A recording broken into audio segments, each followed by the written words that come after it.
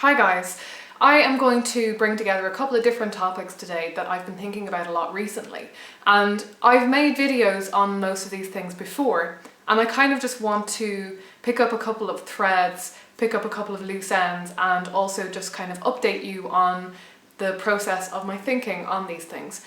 And this is something that I mentioned in a recent video, my video about talking about the things that matter, which I'll link below. I mentioned that I wanted to talk a bit about the concept of sacredness versus divinity, and how I'm starting to think that maybe looking at those two things as slightly different concepts or slightly different terms might actually be really helpful and productive for me in reconciling my environmentalism and things like that with my spirituality and my pantheism and my sense, my belief, my choice to believe that the universe is divine.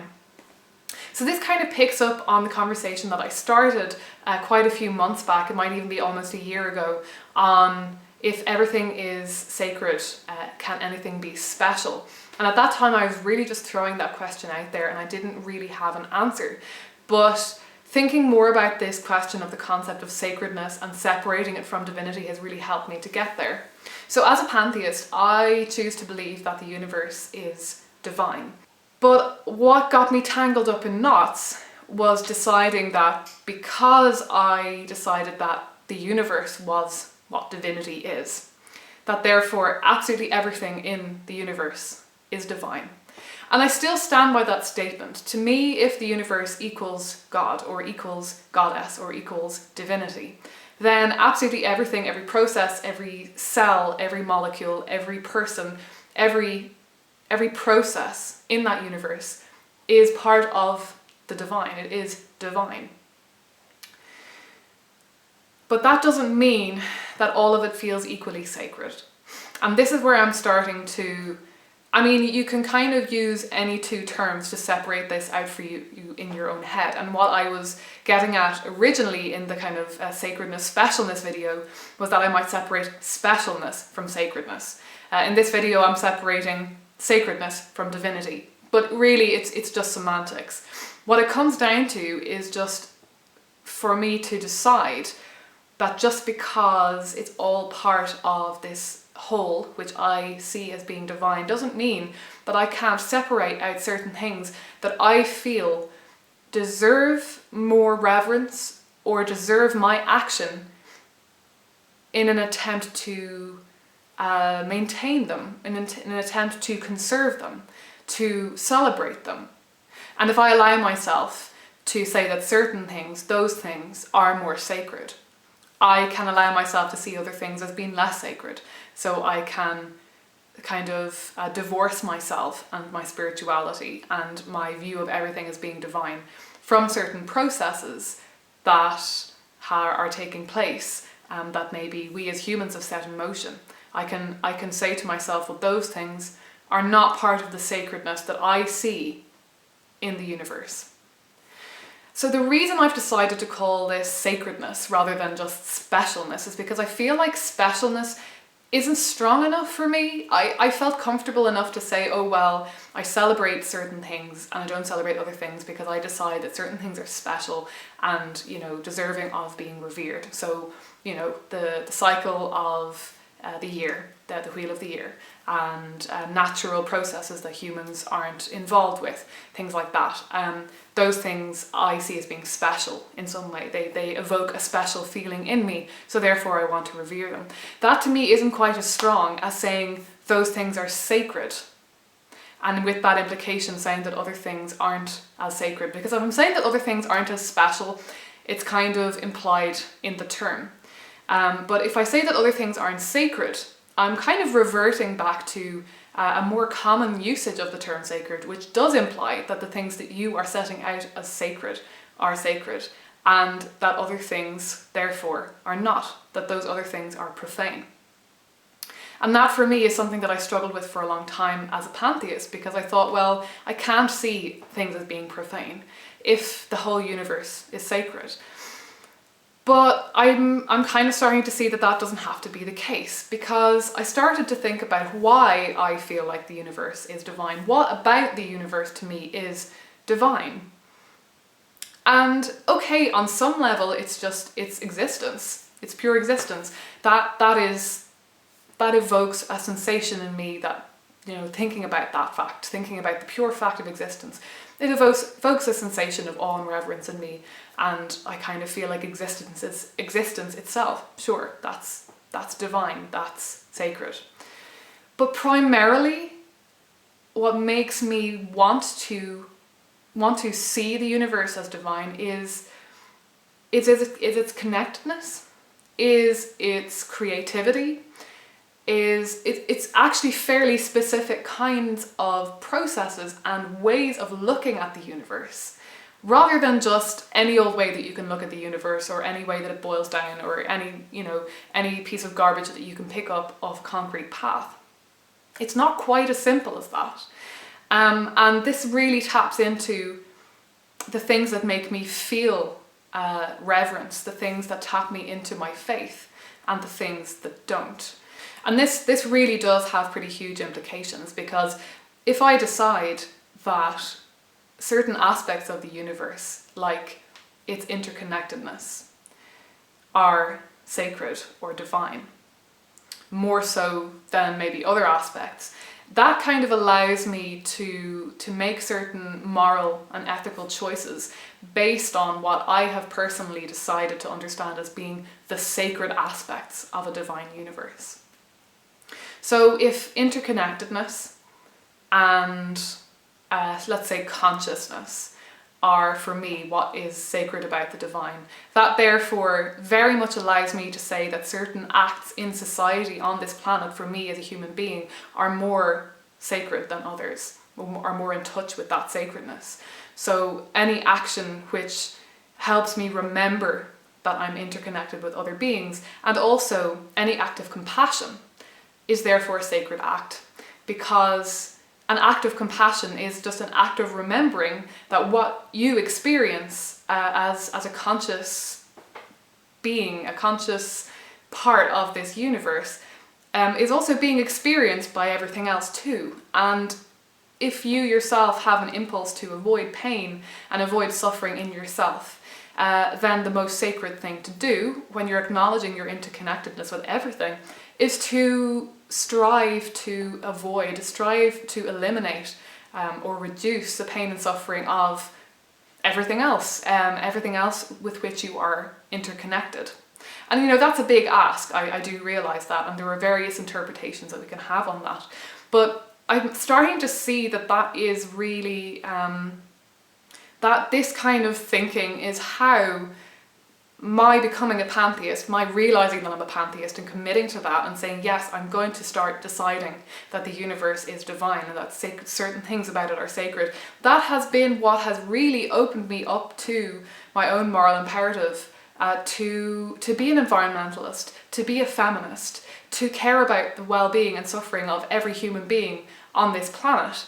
And that, once I realised that had happened as a result of focusing more on my spirituality, that really clarified a lot for me.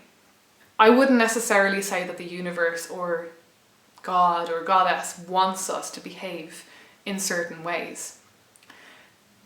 But at the same time, it kind of makes sense to me that if a certain way of looking at the universe makes it seem divine to me, and other ways of thinking or about the universe, or more often than not, actually just not thinking about the universe and letting myself getting dragged into my own little bubble without thinking about what's beyond and what's bigger than me. If that leads me to feel divorced from the divinity of the universe, then that kind of becomes, in essence, the sacredness of cosmos for me. That very process and experience of feeling the divinity of the universe becomes what is sacred about consciousness, about life, about being. That becomes the ultimate sacred act. That is what is sacred for me. And the profane, I suppose the profane path, if you want to look at it that way, two different paths, the sacred path, the profane path, is a path of of allowing yourself to be divorced from that, to not allow yourself to really experience that interconnectedness and the basic fact that you are part of something bigger. To me, one of the things that is most sacred about humans is our high level of consciousness and self-awareness.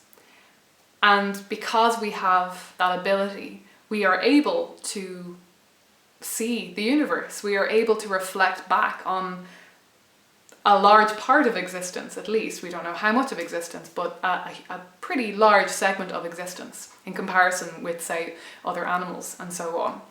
And to my mind, you know, that experience of being conscious and being aware of your place in the universe, in the world, on this planet, that is just a really important part of living a sacred life for me. That isn't to say that I think that other entities, other beings on this planet or in the universe are less sacred than we are. Absolutely not. They just have their own, everything has their own kind of part to play and their own kind of interconnectedness with everything else. So, you know, other animals have their own way of being interconnected with the processes of cosmos. But our self-awareness is a huge part of our interconnectedness with cosmos. And to my mind, to not explore that and not remember that and not tap into that and not operate from a place of that self-awareness and awareness of that which is greater than us, really is to shut a door. It really is, it's profane to me, I suppose, is what I'm trying to say. To move and act in this world as though we are not connected with everything else, and without making any effort to remember our interconnectedness with everything else and our responsibility to everything else. That to me is not sacred. So you can see how I come around to this realization that even if everything is part of the divine, even if everything is divine, it's not all sacred. And in a way, it's our actions, it's our choices that makes things and processes sacred or not. And I don't really want to slip too much into a romanticization of the animal kingdom and nature, because that's still something I want to untangle a bit. I don't want to romanticize that too much and kind of say, oh well, you know, that's all sacred because they're allowing natural processes to occur. They are immersed in their own interconnectedness. But there is something about humans, because of our high self-awareness and our ability to manipulate our environment, we do have a pretty unique ability to divorce ourselves from that interconnectedness, and therefore to set certain processes in motion that are just kind of highly destructive. And it's not that I don't think that destruction that we are causing isn't part of the divine, that it's not divine in and of itself. I think it is, in a way, you know, to me all creative and destructive processes are divine. But the problem is that those kinds of processes arise from a place of disconnect. So I guess for now, when it comes down to it, for me, sacredness is all about consciousness and awareness and making an effort to move consciously through this world. And to some degree I feel as though the universe being divine or not being divine really is just in our own minds. It's a kind of linguistic construct. And if we fail to do that, to act consciously, if we fail to act and behave with intention and awareness, then we are failing to be divine, I suppose, is what I'm basically trying to say. And I'm definitely going to be revisiting this question, and I want to talk maybe more at some point later down the line about the kind of resultant beliefs that I have developed or that I have tapped back into as a result of these kinds of realizations, and the huge importance that I now am placing in my own mind, at least, not quite yet in my own actions, but that's hopefully going to come, on social responsibility, I suppose, and political action and political involvement, that kind of thing.